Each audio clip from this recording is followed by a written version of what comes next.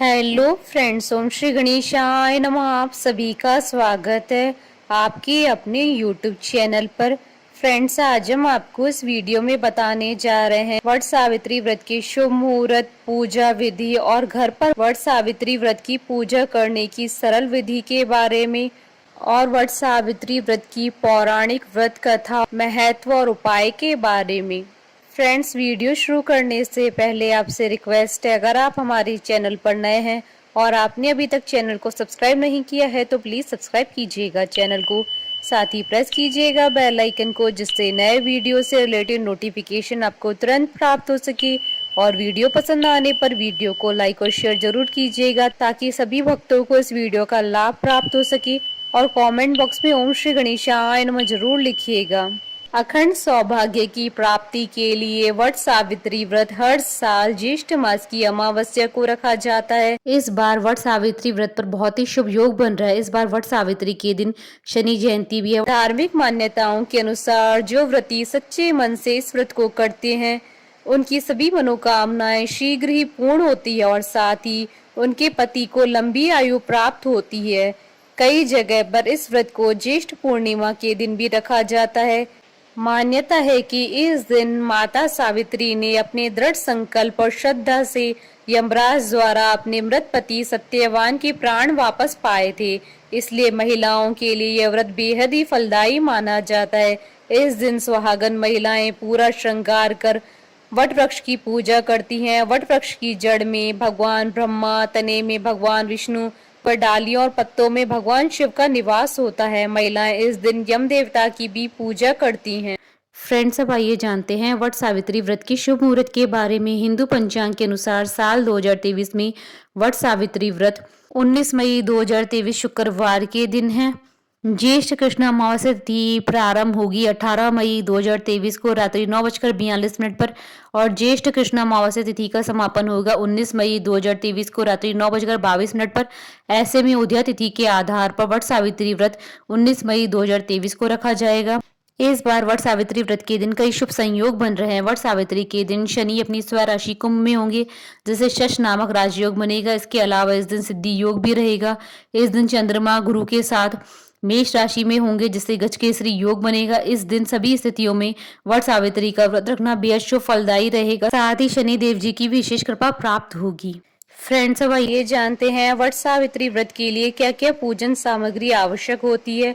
वट सावित्री पूजा के लिए पवित्र तथा साफ कपड़े से बनी माता सावित्री की मूर्ति लें। बांस से बना पंखा, बरगद के पेड़ में परिक्रमा के लिए लाल धागा, मिट्टी से बने कलश और दीपक।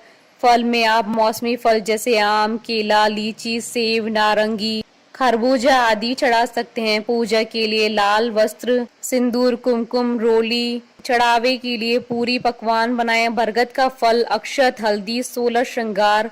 जलाभिषेक के लिए पीतल का पात्र।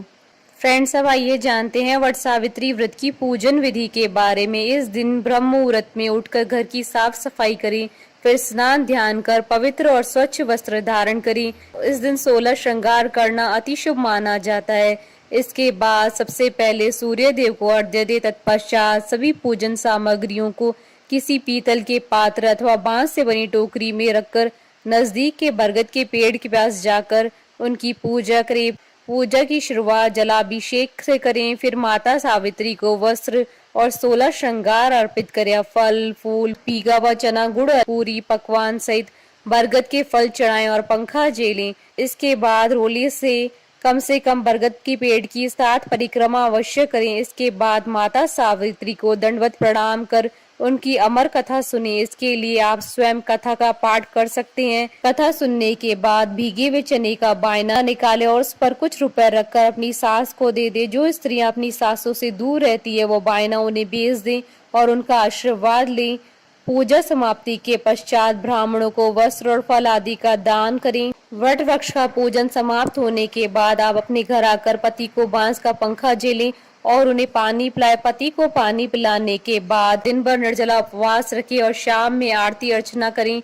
अगले दिन नित्य कर्मों की पूजा को संपन्न कर 11 चने और वट वृक्ष की लाल रंग की कली को पानी से निकलकर अपना व्रत संपन्न करें। फ्रेंड्स, अब आइए जानते हैं घर पर वट सावित्री व्रत के पूजन करने की विधि के बारे में। वट के 5 पत्र डालकर कलश स्थापित करें। वट पत्र न होने पर कपड़े के पट्टे पर चंदन रोली से ब्रह्मा सावित्री बनाकर अथवा कागज पर छपा हुआ वट सावित्री पट्टा ले सकते हैं। स्नान श्रृंगार करने के बाद श्रृंगार सामग्री का लावा, चंदन, रोली, फल, नैवेद्य आदि रखकर दीप जलाते हुए व्रत का संकल्प करें। कलश में 1 लोटा शुद्ध जल, हल्दी, अक्षत आदि अर्पित करें। कलश पर 7 बार कलावा लपेटे और 11 परिक्रमा करें। आरती के बाद ओम सावित्री देव्य नमः मंत्र का जाप करें। दान सामग्री ब्राह्मणों को देकर आशीर्वाद प्राप्त करें। फ्रेंड्स, अब आइए जानते हैं अखंड सौभाग्य और आरोग्य के लिए वट सावित्री व्रत के दिन किए जाने वाले उपायों के बारे में। बरगद के वृक्ष पर सूत को लाल व पीला करके लपेटने से अखंड सौभाग्य की प्राप्ति होती है। अखंड सौभाग्य व परिवार की समृद्धि के लिए अक्षय वट की परिक्रमा करते समय 108 बार सफेद रंग का सूत लपेटे। बरगद के वृक्ष की जड़ में मीठी लस्सी या मीठा दही चढ़ाने से मंगल, शनि, राहु जैसे ग्रह शांत होते हैं। फ्रेंड्स, अब आइए आरंभ करें वट सावित्री व्रत की पौराणिक कथा। देवी पार्वती जी ने कहा, हे देवताओं के भी देवता, जगत के पति शंकर भगवान, प्रभास क्षेत्र में स्थित ब्रह्मा जी की प्रिया जो सावित्री देवी है, उनका चरित्र आप मुझसे कहिए। जो उनके व्रत का महात्म हो और उनके संबंध का इतिहास हो, एवं जो स्त्रियों के पतिव्रत्य को देने वाला, सौभाग्यदायक और महान उदय करने वाला हो। तब शंकर भगवान ने कहा, हे महादेवी, प्रभास क्षेत्र में स्थित सावित्री के असाधारण चरित्र को मैं तुमसे कहता हूँ। हे माहेश्वरी, सावित्री स्थल नामक स्थान में राजकन्या सावित्री ने जिस प्रकार से उत्तम वट सावित्री व्रत का पालन किया। भद्र देश में एक धर्मात्मा राजा रहता था जो सभी प्राणियों के हित में तत्पर रहता था। उसका नाम अश्वपति था। धर्मात्मा, क्षमाशील, सत्यवादी होने पर भी राजा संतान रहित था। एक समय वह राजा प्रभास क्षेत्र में यात्रा करते हुए पहुंचा और सावित्री स्थल पर आ गया। वहां पर राजा ने अपनी रानी के साथ इस व्रत को किया जो सावित्री व्रत नाम से प्रसिद्ध, सभी प्रकार की कामनाओं को पूर्ण करने वाला है। भूर्भुवस्व इस मंत्र की साक्षात मूर्ति बनकर स्थित श्री ब्रह्मा जी की प्रिया सावित्री देवी उस राजा पर प्रसन्न हुई। कमंडल को धारण करने वाली वह सावित्री देवी दर्शन देने के बाद पुनः अदृश्य हो गई। लेकिन देवी के दर्शन के पुण्य से कुछ दिनों के बाद राजा अशोपति के घर देवी के समान रूप वाली कन्या का जन्म हुआ जो देवी सावित्री के अंश से उत्पन्न हुई थी। देवी सावित्री की प्रसन्नता से प्राप्त तथा सावित्री की पूजा करने के बाद उत्पन्न कन्या का नाम भी सावित्री रखा गया।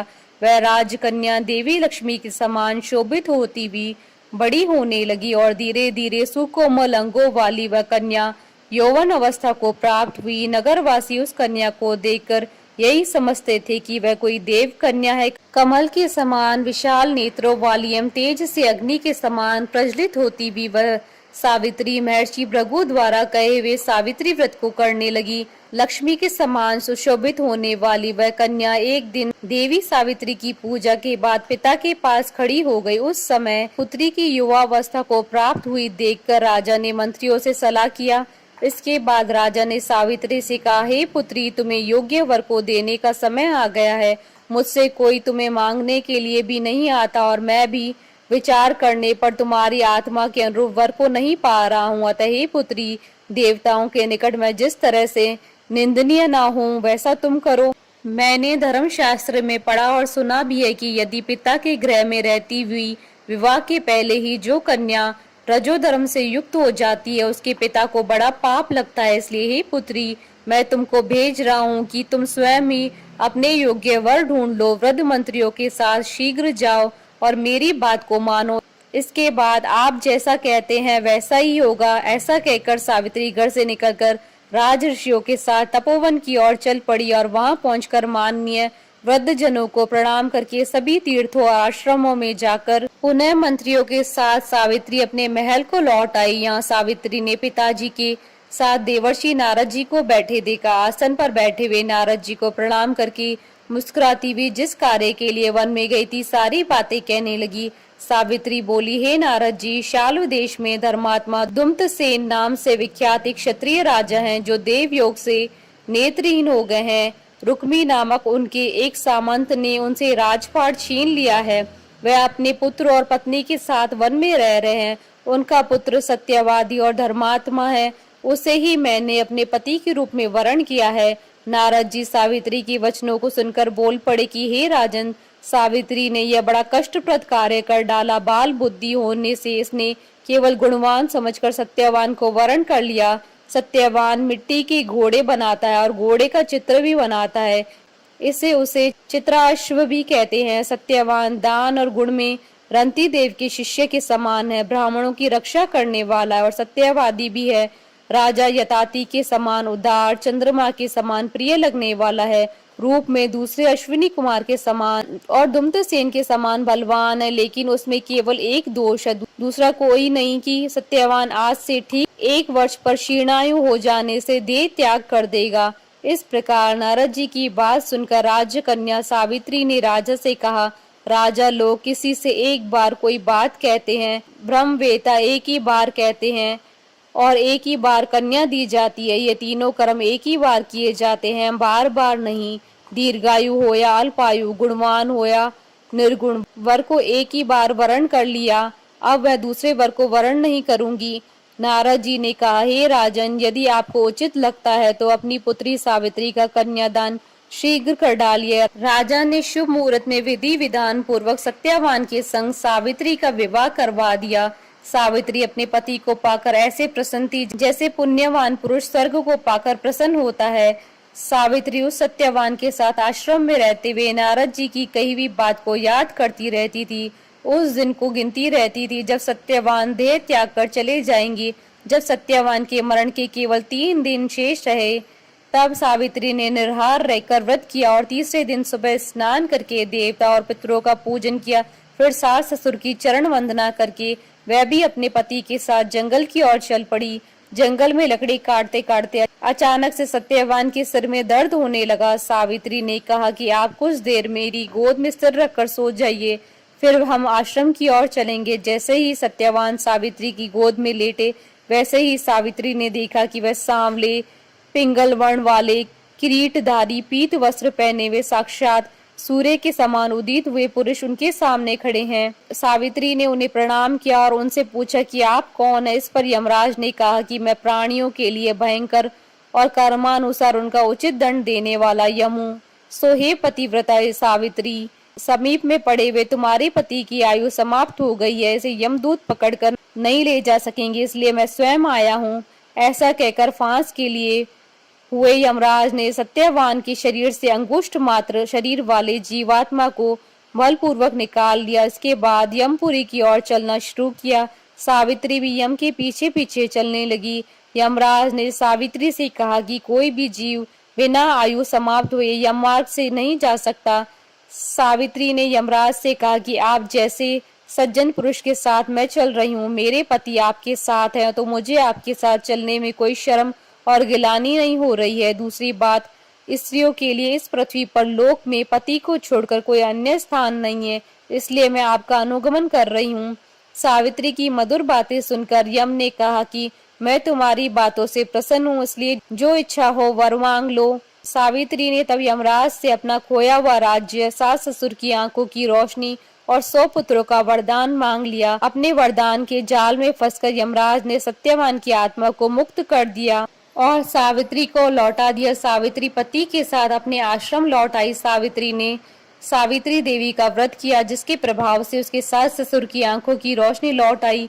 इनका राज्य भी मिल गया, 100 पुत्र हुए। बोलिए सावित्री माता की जय। हमारे साथ इस वीडियो में अंत तक बने रहने के लिए आपका धन्यवाद। ओम श्री गणेशाय नमः।